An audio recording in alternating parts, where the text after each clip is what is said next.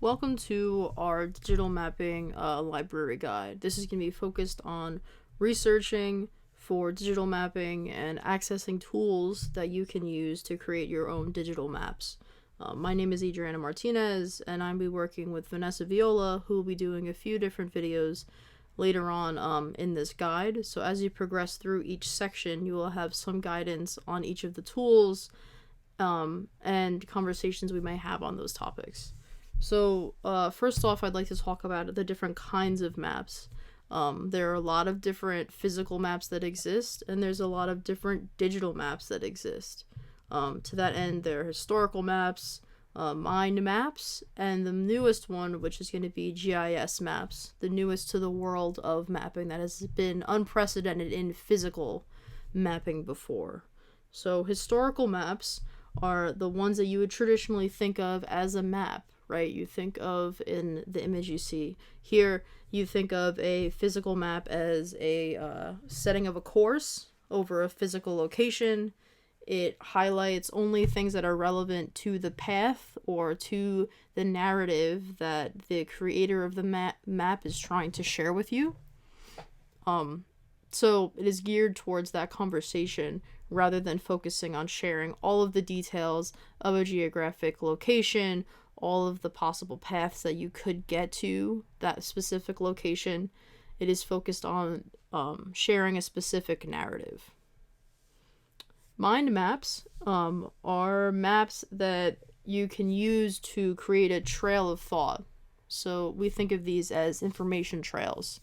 So to plot out the way that you get to a specific thought process or a specific topic.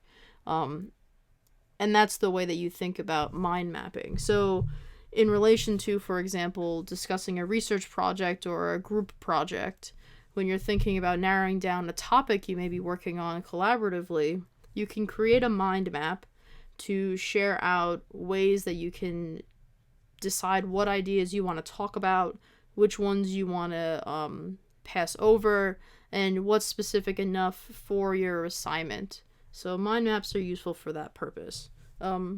GIS, or Geographic Information Systems, are these are as I had mentioned, the newest form of this kind of mapping, right? And GIS is focused specifically on layering, right? So you can see here the way that a GIS map functions, right? So you've got many layers drawn on top of each other of data that's relevant to lots of different things. So you've got elevation maps laid over an open map, laid over, for example, a traffic map, right? So you can use all those layers in conjunction to speak to more than one part or more than one narrative related to the physical location, and to map your own in a new data layer. That's how GIS is focused.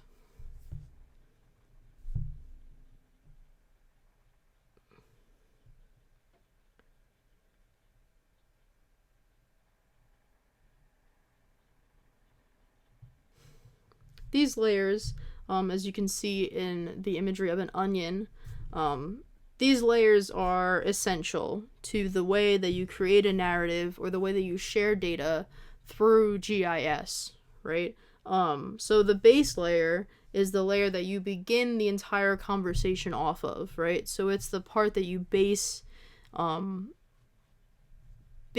of that information around.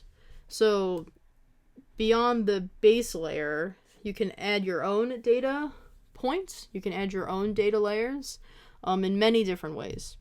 So speaking of base layers, there are many different kinds of base layers. Here are three that are commonly used.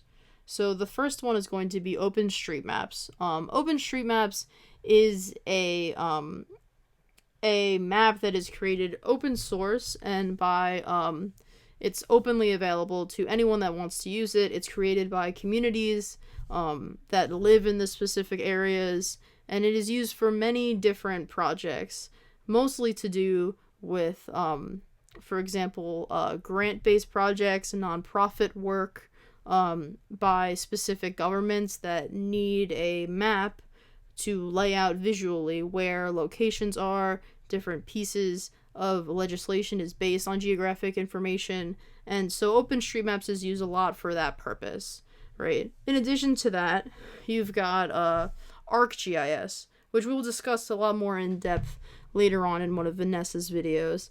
But ArcGIS is focused on giving you a background of satellite imagery that is very detailed and different scales. So all of this is oriented around satellite imagery for ArcGIS. For Google Maps, that's the way that you could traditionally use it, the way that everyone uses their mapping software, right, to get from point A to point B. But Google Maps also has layers that are topographic in nature, layers that are not just the traffic from point A to point B, or how you could get there quickest.